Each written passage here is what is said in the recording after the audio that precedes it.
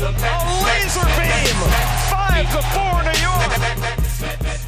All right, so this is a incredible moment in the Scooter and the Big Man history. We get to welcome on Clem from Barstool. You might know him. He is the co-host of You Gotta Believe, the co-host of Podfathers. He covers the Mets, the Knicks, the Giants for Barstool. Clem, welcome onto the airwaves. Happy to have you. Happy to be here. We were just chatting it up before the show, and we were saying, how's everything going? I think everyone's struggling a little bit. It's a crazy world we're living in right now. And the weirdest thing is that the three teams I cover have like optimism. So they're the ones kind of helping me wake up every morning at like 5:30 a.m. with my kids. Like you said on the Podfathers, I got two kids, but it's Uncle Stevie, it's Coach Judge, it is Leon Rose. And I mean, out of the three of those, optimistic worlds I'm living in right now, I mean, Uncle Stevie's the guy. I mean, we say we got to believe sometimes, like, this is what I imagine Heat fans felt like when they got LeBron. And we have a guy who can get us like 5 LeBrons. That's why he is so goddamn huge and amazing. And you guys, I've seen you guys on Twitter and all that stuff. You guys have had some good stuff along the way. Sometimes I'll just like search for something just to put in the blog, like a video or something, and Scooter and the Big Man, you guys have it out there. I'm like, all right, I'll throw these guys in the blog. So shout out to you guys for doing a good job on the social and stuff like that. I appreciate it. There's so much stuff out there. It's hard to, our guy Kyle, and we got to believe he does a great job too. But sometimes you guys will just have a certain clip or just a certain stat that I need without having to like write all the stuff. You guys nail it. So great work, man. Congrats on the pod and everything else. Thank you. Oh, I got butterflies from that. Yeah, I got chills. I wasn't expecting how much praise. I think it's our first compliment as a podcast. Yeah. You guys have to realize I'm just because I work at Barstool, I'm fucking just like you guys. I was doing this kind of shit right before I got hired at Barstool. I was doing podcasts with basically by myself. I didn't have any buddies, man. I that's why I was like, you know what? Podcast is going to go on hold because it was just me after I think it was the Familia game against the Padres. And I was just like, I can't believe that just happened. And I was going on like 15-minute rant about how it was like the worst loss I had ever seen, other than playoffs. Mm-hmm. So you guys, this is how it has to start for everybody, man. So keep crushing it. That's a little motivation off the top. I like it. So you already mentioned some of your other fans. I want you to power rank your fandom for us. So you obviously like the Mets, the Knicks, the Giants, and the NC Dinos. Where do you rank the 4? NC Dinos first with a bullet, obviously. Now I'm just saying that because the champagne is still, my clothes still like smell like champagne from last year. So it's really tricky, and I don't know if other people have this same kind of thing as me, but like the NFL is my favorite sport by far. I could watch any game, even that dog dude we watched yesterday, right? I could watch any NFL game. I can't just turn into like Twins Angels in like the middle of August. I just like baseball didn't have that draw to me, but the Mets are my number one team. I think it's just because 162 games, you go through that grinder. Baseball is like, New York is a baseball town. Now it's honestly hard for me to power rank them just because of how much how long it's been since the Knicks have been good. The Knicks were my first team that like the Mets were the first team I got into sports with. The Knicks were the first team I loved though. Like those early 90s Knicks, mid 90s Knicks. I'm an old man unlike you guys. So I remember when the Knicks were actually good. And it's crazy to me that there actually are Knicks fans that grew up who are younger than me, like who grew up when all they know is like the 2000s where it's been nothing but misery and punchline and just embarrassment. But as of now, I have to say Mets are one. I mean, if everyone's cooking, it's probably Mets, Knicks, Giants, but okay. I've also become so hardened towards like the Giants fans who are so, they cry woe is me with everything. And I understand, listen, I get it. Like the Giants have had a rough few years here. The Giants had like maybe the greatest win of like any fan base's life when they beat an undefeated team in the Super Bowl, Tyreek catch, all that kind of stuff. So it just drives me crazy. So I have to I've invested so much in Coach Judge, all the people hating Daniel Jones after like 5 games of his career, basically, like 5% of his career. So I like really batten down the hatches as a Giants fan now. But yeah, I have to say Mets, Knicks, Giants. So when I'm bleeding on Twitter with you guys, like it's coming from the heart, man. It's been a rough ride. I love that. Yeah, those Knicks teams, when the Knicks are, I sympathize with that. Like when the Knicks are good and fun, like that 2012 when they won 53 games in the 2 seed, that was one of the most fun times being like a sports fan. But like the other however many years are just absolute misery and dog shit. But I like the way they're going now. Yeah, I feel like they're in the right direction. And again, like I don't always say that too. I'm an optimistic fan. I try to always find the spin zones and stuff. I found a way to like believe in Pat Shurmur, even though I didn't truly. I was like, the reason Pat Shurmur is going to work is because, you know, he was with the Browns and the Browns letting go of him and then letting him go to us.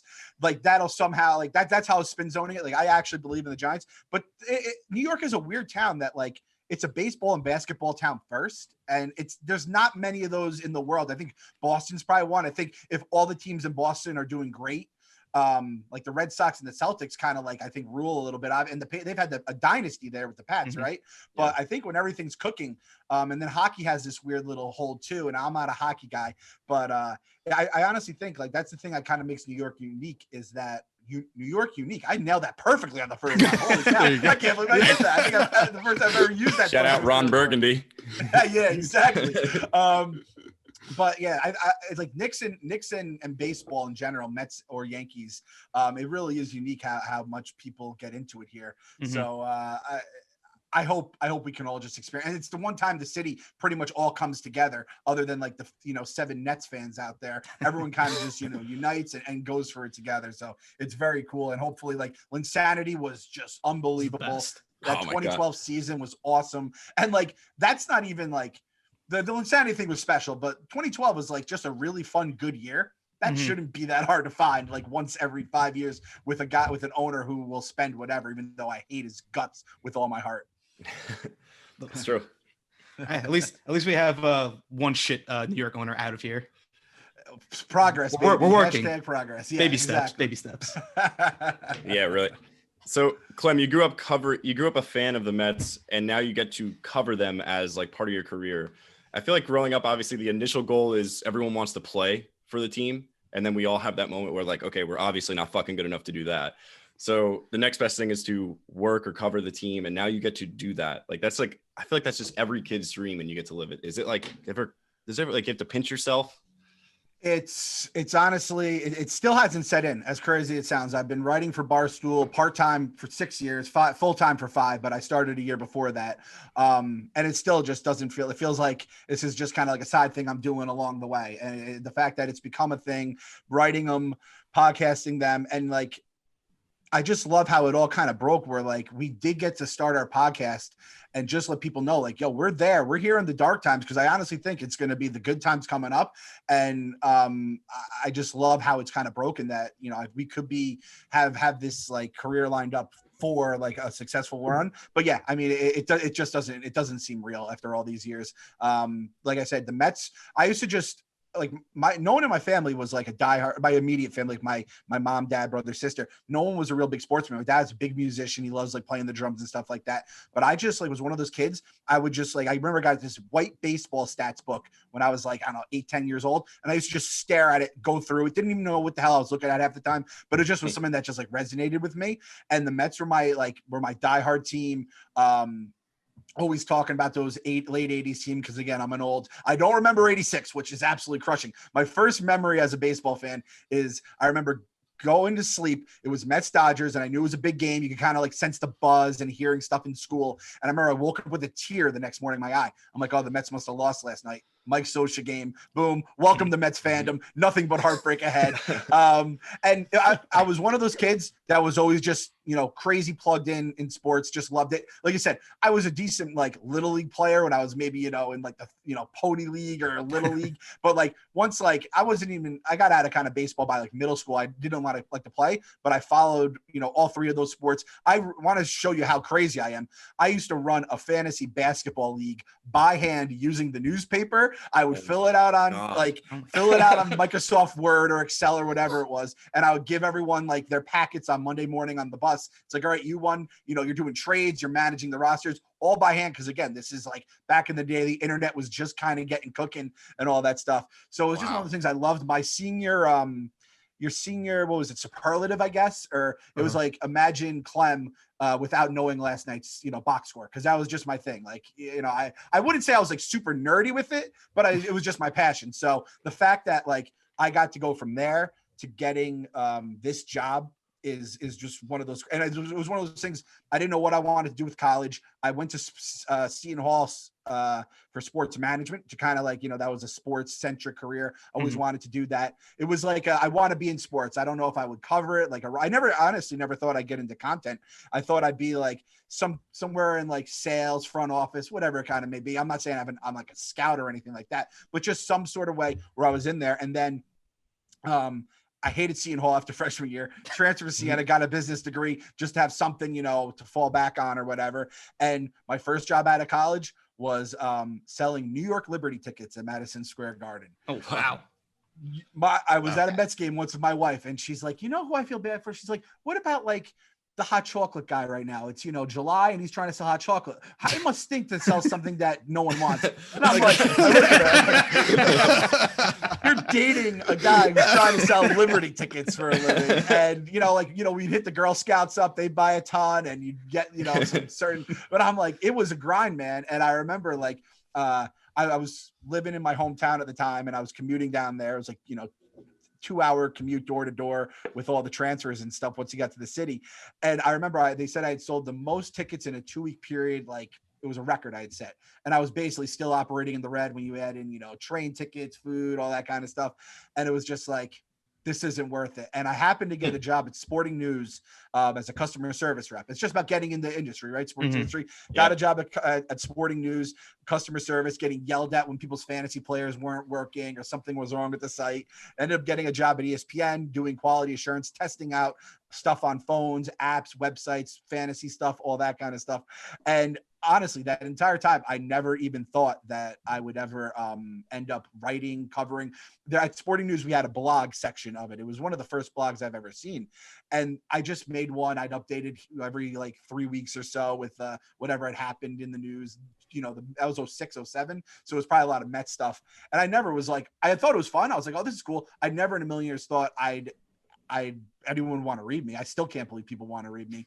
But once I started reading Barstool and kind of saw the voice they spoke in and how it was just like one of, you're with your buddies at the bar talking about the game. That's when I was like, oh shit, like you can write like that. I was like, all right, I'll try that. And somehow, some way it's caught on with people. I don't know what it is, but it's all at KFC, who's my co-host, and we got to believe like, that guy, when I saw the way he wrote about the Mets and the way he would write about stuff that resonated, he talked about the team, the time, and Tony Bernazar taking his shirt off. And that's the thing about the Mets. They drove us crazy, but they entertained us. I mean, like you'd never get a World Series with the Wilpons, but like you would never be irrelevant. You would always have certain stuff. And I'm part of that is because like the beat reporters and Mike Francesa would always be tweaking us, and it would just lead to like embarrassing LOL Mets moments, but it always did kind of like keep the content coming out. Mr. Met flipping the bird and all that stuff. So I think kind of all that is how I ended up to where I am, but it is one of those things I honestly still can't believe. I feel like a lot of people wanted to always work for like ESPN or like SportsCenter, MLB Network. And now like, if you ask any like 20-year-old guy who's into sports, like, oh, if you could work anywhere in the world, where do you want to work? And I feel like every single person's like Barstool. I feel like Barstool is like the number one answer to that. Like it's been such a shift in the tide from like when we were growing up. I feel like everything was like ESPN. And now it's like, no, every single guy wants Barstool.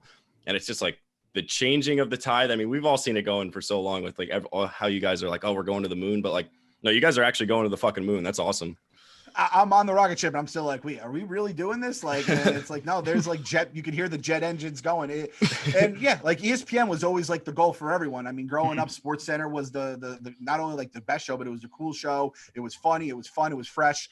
And yeah, it's like, a couple other spots along the way. And I applied to all those places you talked about. And again, it wasn't content side, but it's the best place on earth to work. I mean, you have creative freedom, and that freedom is the thing that kind of makes everything better. You know what I mean? Because you could take chances.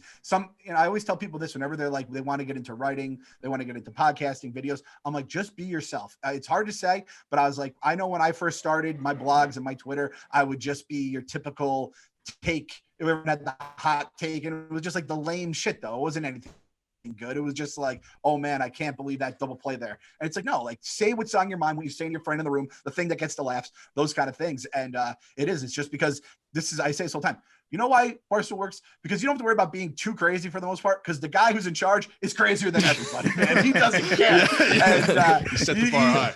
Yeah, exactly. So it's like, obviously within reason here, especially that's, the real trick is in 2020, everything does get a little, especially, scrutiny with comedy and stuff like that. But at the most part, like, as long as you don't cross any lines, you're not going to raise too many eyebrows considering some of the other people that are there with some of the crazy stuff they say, the comedy, the lines that are, I don't want to say cross, but like the things that they evolve. Like I still remember, like, again, KFC, Dave, Big Cat. I remember when Big Cat used to do some of the stuff. I'm like, this guy's out of his goddamn mind. Like he's going to Detroit. He has the Monopoly tie on. He's talking. He has bucket hat. Like he just resonates with. You feel like it's just one of your buddies out there. You know what I mean? So that's kind of what I always try to be like. Is just to be like your buddy on Twitter or on the podcast or whatever. So yeah, it's all, and it's because of that. I think that's fueling us. And the thing is, everyone can tell when it's not real. When you're talking to someone at the Thanksgiving table about sports, you can tell pretty quickly if they actually know what they're talking about, or they're just spouting out,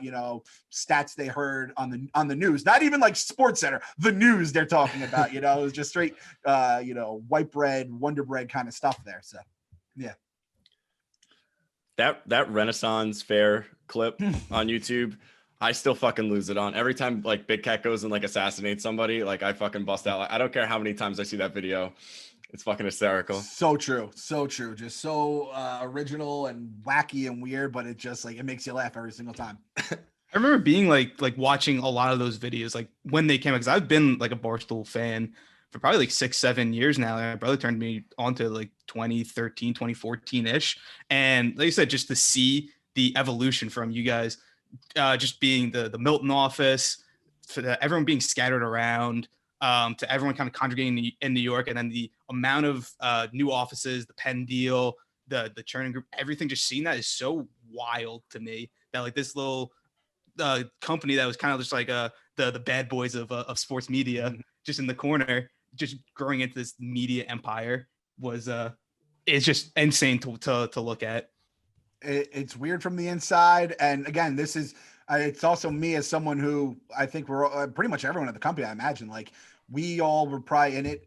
I think some people, maybe the newer people, maybe weren't in it as much back in the Milton days and stuff like that. And I mean, God bless the people who've been around since the newspaper, but it's still just one of those things that's like, wow, like he's really doing this. And I mean, it comes down to everyone, and everyone has their thing, and it's grown in so many different ways, but it's like Portnoy really has it cooking. You know what I mean? It's incredible. It's incredible. Insane.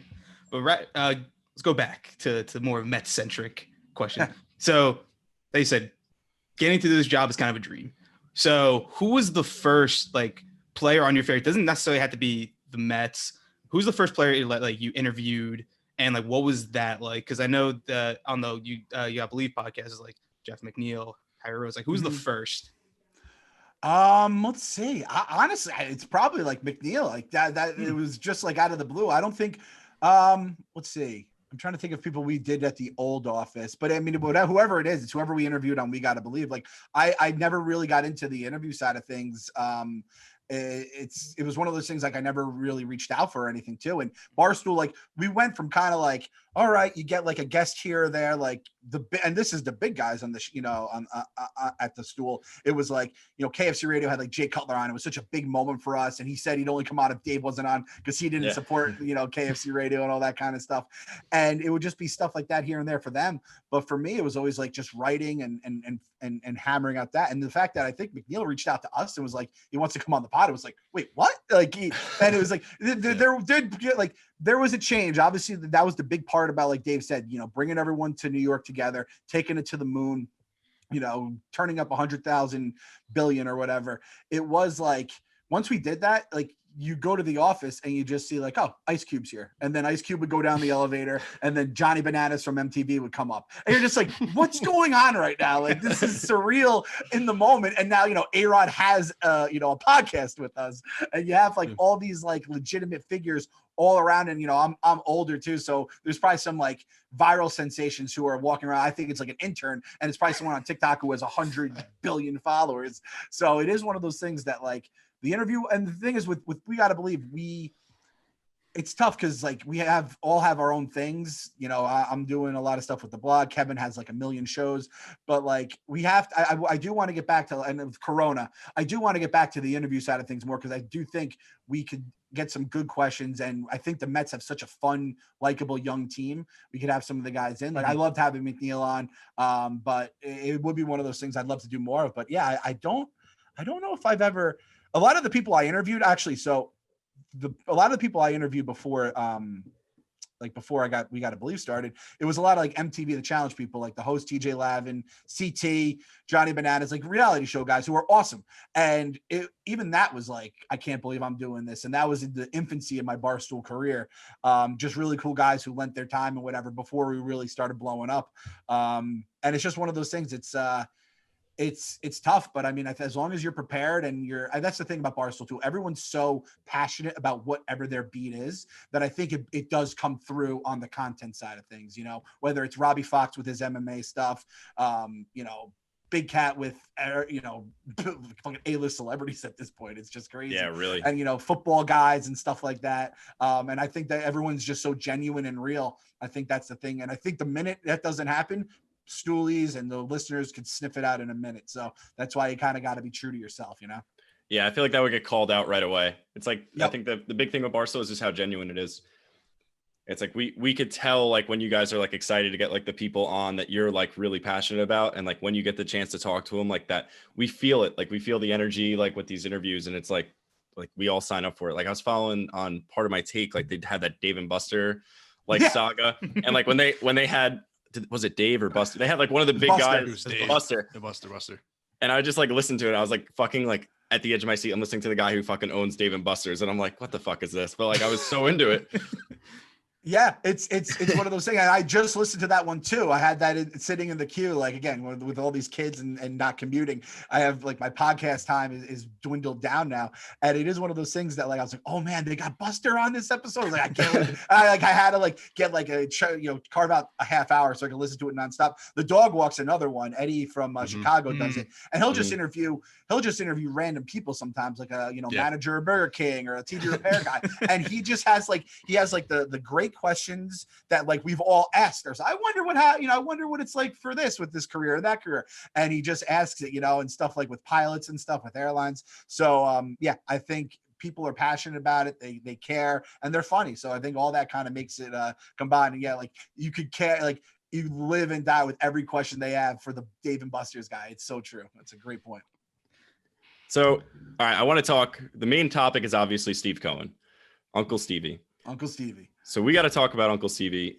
We tried to rank like the best days in Mets history, like where we obviously like the World Series. Me and my dad actually got into an argument about because I said 86 first, he said 69 first. So we'll say 69, 86. And then would you put this at number 3? Can you think of a close 3, or do you put this higher than 2 or 1? I mean, is it 1?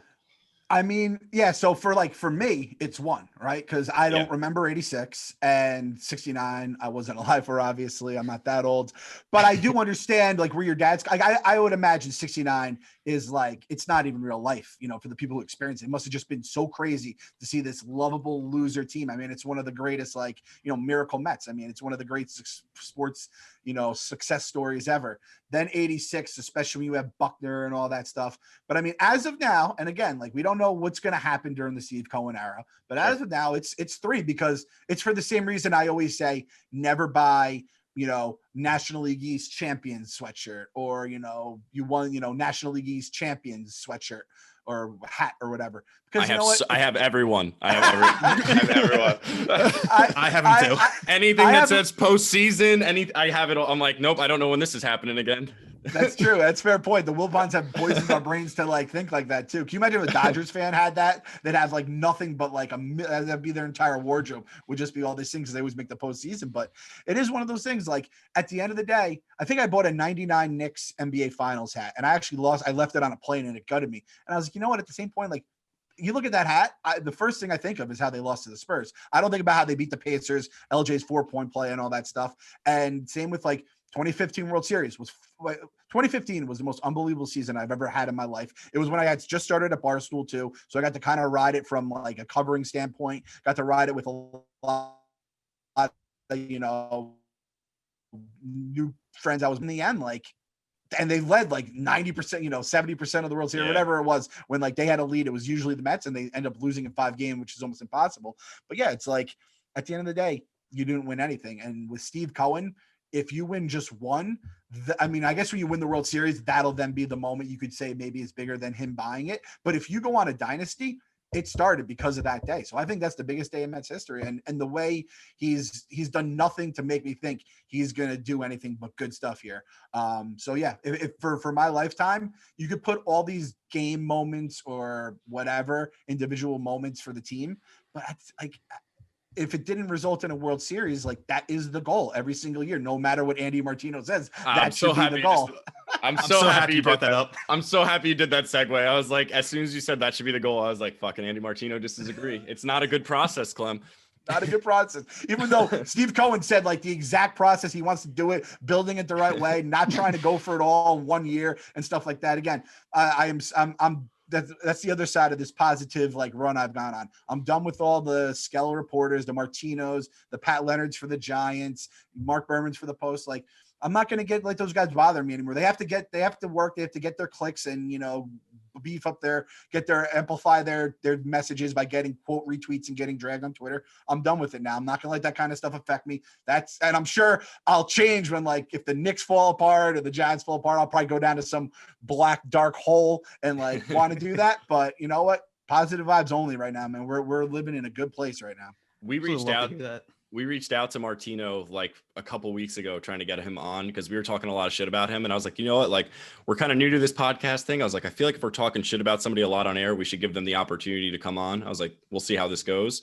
So he sent like an olive branch and he sends me back like a whole essay being like, that he like respects everything that we do and everything, but he doesn't want to come on because he disagrees that he doesn't troll people and that like he's not all clickbait and he like is genuine with his covering of the team and all this stuff. And he's like, I don't even pay attention to my followers or what people are saying about me. It was like all just complete bullshit. And it was like, so like, I was like, I just want this guy on for 5 minutes. I was like, I just want to like have him in front of me and just be like, all right, let's go. Like, I got to give him credit for responding though. That at least like he did respond defend himself. Like I feel like a lot of people would just ghost or whatever. Mm-hmm. Yeah, he answered. Yeah, so that's good on him. I disagree, but I disagree with what he says, obviously. Yeah. I there's some parts can be like, made in truth, but you can't say like everything is just 100% from the gut. I mean, there's just no way. The contrarian points and all the BS and the Wilpon ball washing and all that stuff. You can just not tell me any other way. But I mean, hey, at the end of the day, it's like, it's his name, it's his career, it's what he's going to be known as. If that's what you want to be known as. And again, I don't want to be the blindly dumb optimistic fan, but I'm just so sick. I mean, the pessimism over the years. And I mean, with the Wilpons, I was just like, I was done. I was not going to raise my kids as baseball fans if the Wilpons stayed as owners. Forget about, because if I raise them as Mets fans, they'd know this pain. If I raise them as Yankees fans, they'd be Yankees fans, which is almost worse than raising a Mets fan.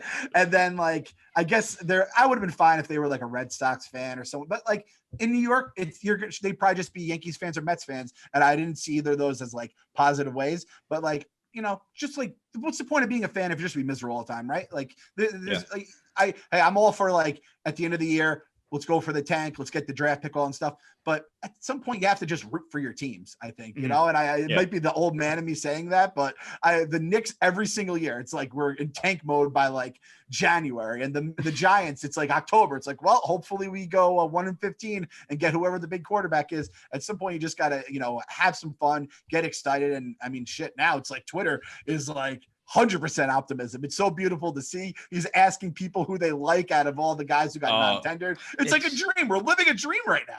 It's so It's just so refreshing, I think is the correct word, to just see an owner be so interactive and like just care for the fans. And it's just like you said, so much fucking optimism. The day that he like officially got the team was probably like the most fun and coolest day in like Mets Twitter and just Twitter in general. I know you were obviously a huge part of that. We were just going nuts. Just every single fan of the Mets is so just the Mets are such a impassioned fan base, and it's so fucking cool to see that this is what we deserve, and we're getting it with fucking Uncle Stevie.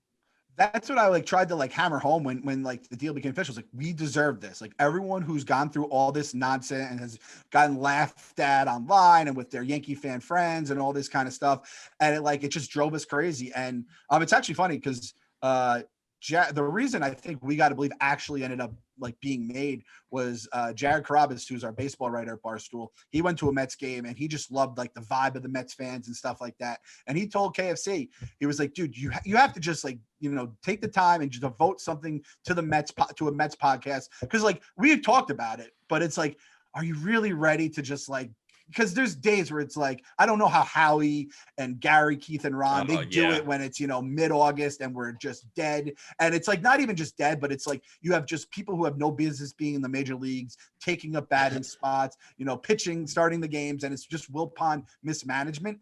We deserve this moment where everything has flipped upside down. And like, if we become, it's so tough. I wish the Clippers actually won the championship this year, but like that's what I'm looking at. I'm like, they became a destination for people. They are now a legitimate big market team and all that stuff. Now you have to avoid like kind of the pitfalls they have where you have like a Paul George coming in who may not be like that level. But I think like Steve Cohen is he doesn't lose. Like it is what it is. So it's just so great to see like all the crap we've been through as Mets Twitter, which is so much fun to see. And we go through it together. We laugh at ourselves. We cry with ourselves. We cry together, but we also like, we laugh and we have fun. Like big, we turn Bartolo Colon into this, like after being like just a journeyman and, Cy Young Award winner, just becoming like this, like guy who just bounced around, a happy fat guy, to being like the most beloved person in baseball because he came to us. And I think, like what Jared said, and like you said, so much passion here. When Citi Field, like when we went on that winning streak in 2019 and Citi Field was just a live scooter and the big man, all that kind of stuff, right? Like it was so awesome. And that's what the Mets fan base can be. And if Uncle Stevie does this right, which I think he will, it's going to be like, it's a sleeping giant. I've seen a lot of people say like the sleeping giant has awoken in Queens. I truly, honestly believe that. And it's crazy that like it took this long, but hey, through all the crap we went through with the Wilpons and all the speed bumps, the ownership stuff through, all the nonsense, A-Rod, J-Rod, whatever you want to call it, that team threw at us, to be able to get out to it on the other side and like best case scenario happens. Now we just to pray everyone ends up being fine here and we just get through it. Everyone's healthy, happy. We get baseball back in a real form at some point and we go along our way. So what is your ideal offseason? Like, what's a realistic offseason that you think could actually happen for this team? Obviously, we already got Trevor May. That's like a really nice plus for our bullpen. But like, what's realistic? Because I find myself tripping up on this because like I keep like being like, oh, we could get like Bauer and Springer. It's like, no, we can't get both. Like we're gonna get one and maybe like McCann. It was like, oh, maybe we'll get Real Muto. And it's like I can't be realistic because I just get too excited. I mean, we went from like the poor orphan who's like pressing their nose against like the toy store window to like being like having like $1,000 and be like, buy whatever you want. Not even $1,000. You just get like a credit card, a black American Express black card. It's like, do whatever you want. Yeah. It's like, it's almost unfair for us to like have to like put our brains in that spot. Right. I think anything's possible. I am one of those guys who like, if you have to be careful, I think, with Bauer and Real Muto in terms of like big long-term deals. I think big short-term deals, I think is cool, but it's just like Bauer's, his career, how it's gone now. If he's just gonna, like you said, if he's just gonna figure out a way to get spin rate up and not worry about whatever kind of rules he might be breaking, if that's what he's doing, that's fine. But if something comes down, then you have a lot of money on a guy who was really nothing great before last year. Real Muto, I mean, 31-year-old catcher, like that's kind of scary to, again, long-term big contracts. And even with Uncle Stevie now has the money to erase that, kind of like the Yankees could just make Carl Pavano disappear, Kei Agawa, all those kind of guys. It's a little different, with the luxury tax and God knows what the next CBA. That's the thing that scares me. The CBA coming up could like hamstring it where you don't really have as much of an advantage with a big market, even though I think there will always be an advantage. My infrastructure being built here, that's the most important thing. I think it's going to be, I think I think there is a chance where we either fill center field or third base with a big trade, and it's not the names you've heard of. I don't, it could be like Arenado is everyone's, potential third baseman. I think there could be another third baseman out there, not Chris Bryant either, who is starting to like get a little bit on people's radar. I do think there could be another one. I don't know who, but like, everyone's selling right now. Like you see the way the non-tenders are going, all the reports about people losing money in Corona. But if I had to say like pretty much a basic answer on what we're hearing, Springer in center, I could see Real Muto at catcher, and I mean, Lindor or Arenado, and that's 3 big tickets. I think all 3 are possible, though. I don't think Bauer goes there because we had heard that he had a place in mind before this all went down. And I don't know. I think our rotation isn't like lockdown, but DeGrom, Stroman, Peterson. If I think Lugo's going to end up in the rotation just the way the bullpen's ending up. Like you said, May, Diaz, Betances, and Familia. That's a lot of money to have then Lugo in there too. And I don't think you have too many arms, but it seems like you could put him in the rotation, and then you take a Kluber kind of a guy, you take a flyer on someone, and then you have Syndergaard coming back from Tommy John at some point. Yeah. Like, I would love Bauer. Don't get me wrong. I just don't think putting that much in the long term is the way to go. But we also have all those extra parts. We have David, we have JD Davis, we have 2 first basemen, hopefully DH between Pete and Dom. Now that McNeil slides into second, that's kind of nice where you don't have him bouncing around. Now you have $24 million with Cano to play with. So yeah. Everything's just coming up us right now. I don't know how to explain this, guys. My brain's broken too. I'm trying to put on the brave face. I don't know what's going on either. It doesn't make sense. We've never been in this position before. Like you said, we've been we were going off of scraps. I love Curtis Granderson, but that was in 2014, that was the big offseason move, and they just stopped there. Michael Kadire, that's the move, and we're done. Now we have Trevor May, and now we're we're gonna go out and get Springer. We're gonna go out and get all these other guys. It's not done yet, and so it's crazy to see. And like I said, I don't disagree. I think there is a move out there that no one's talking about that the Mets are gonna do, just because I trust Sandy Alderson, I trust Steve Cohen so much to kind of find that hidden gem that no one's talking about. Yeah, I think and again, Alderson has been kind of the interesting thing because I think people were kind of split on him. I liked him. I always saw he always did get his digs in on the Wilpons too. If you read between the lines, I mean, I have no reason to think he's not a good GM, and he did have misses like everyone else, but yeah, you have to grade on a curve when you were dealing with the Wilpons. And the fact is he came in, he was the only person that came in post Madoff and won with this team. I mean, we saw what Brody did to this team, right? It was a goddamn disaster. And he basically all he did was just pawn away people that Alderson had, in the reserves for the future for Band-Aids that didn't even stick. Those cheap Band-Aids, you put them on and it's it's a little wet or whatever. It just comes right up. That was basically everything Brody tried to slap on this franchise. So yeah, it's going to take a readjustment for us too as fans to be all right, we're a big market team. Our GM is now a big market GM who's also smart as hell, wants to build out analytics, all the kind of stuff we want as fans. It's going to take a little bit of a reality check in a good way though. It's this is what reality is now for us. It's nuts. It's bananas. Yeah, I really think they're going to end up with Springer. I think Springer is going to be the one out of the big 4 that are out there right now that is the most likely to be a New York Met. Real Muto scares me. The 31-year-old catcher already with the little bit of a hit issue, and he wants this crazy money. I'd much rather them go James McCann and then use that money either to get another bullpen arm what Brad Hand or just I feel offense isn't really the issue. This team could score. They were number 1 in batting average last year. So obviously they sucked with runners in scoring position. It was weird. They had high batting average, but they couldn't hit with runners in scoring position.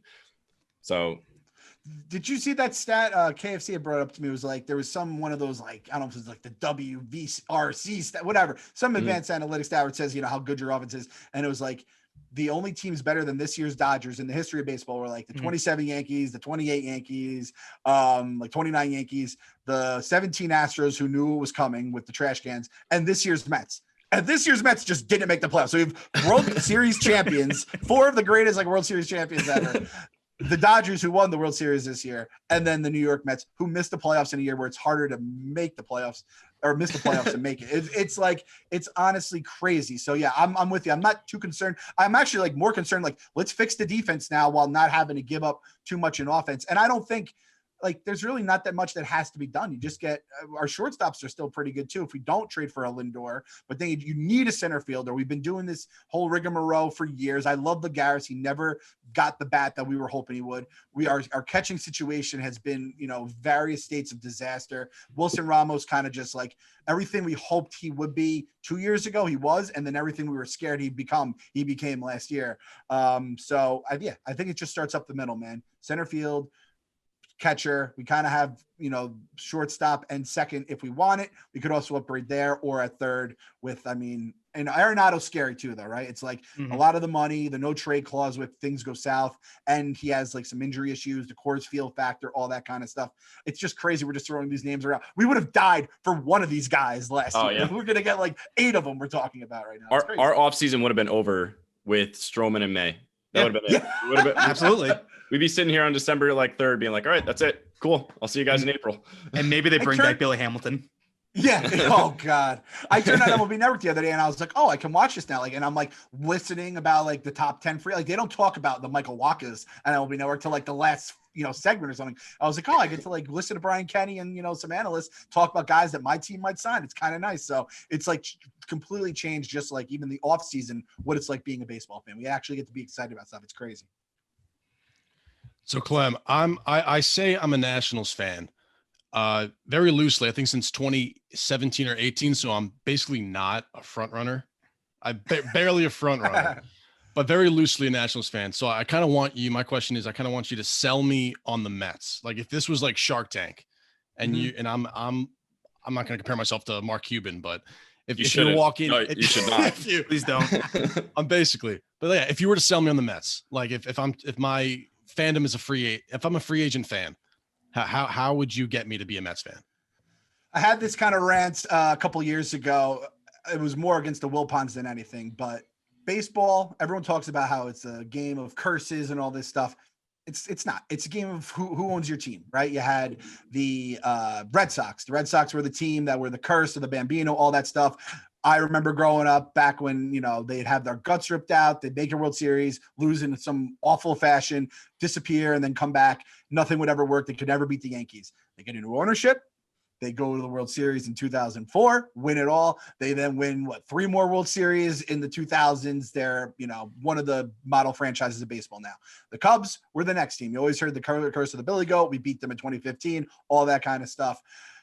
Cubs get into ownership. They were the lovable losers. They didn't even really get like the highs that the Red Sox at least got before, like the daggers in the soul, Bartman, Mark Pryor, Kerry Wood, all that kind of stuff. But they get new ownership. They come back. They go to the World Series, they win it, and the curse is broken. Dodgers can't win 88. That Mike Scioscia game I was talking about earlier, they never can win either. They get new ownerships. Every year they're in the goddamn World Series pretty much. They just won one this year. Steve Cohen is now the new version of that. All those teams, big markets, baseball cities, all that kind of stuff. Steve Cohen is, and we had like all those other groups, all those other teams had bad ownership groups. We had the Wilpons who like post Madoff might have been like the worst of all. And you could hear the Buster Olneys of the world talking about how bad that franchise was run financially and like, humanly, I guess, personally, like they would just they wouldn't let injuries heal up, all that kind of stuff. Everything here, we're going from negative to positive, like Biggie said once upon a time. And Steve Cohen is the reason for that. So that's all it's going to take, man. You're going to have, not only we're going to have a ton of money, but we're going to have people who are ruthless and smart spending it, and a guy who basically refused to lose. I've never watched Billions, but if you did, go watch Bobby Axelrod. That's who Steve Cohen is modeled after.